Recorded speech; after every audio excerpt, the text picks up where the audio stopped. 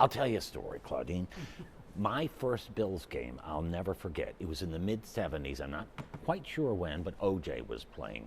My dad took my brothers and I, and we went to a Monday night football game, and we went to the parking lot and had our baked bean sandwiches from home, and then we went to go in.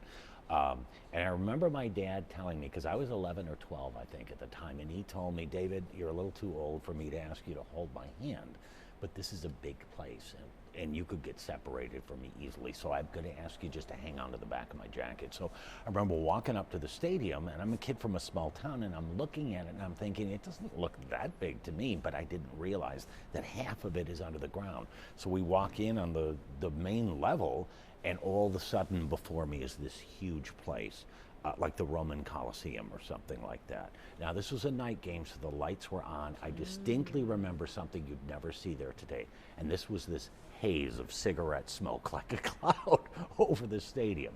And you could buy a tray of beer.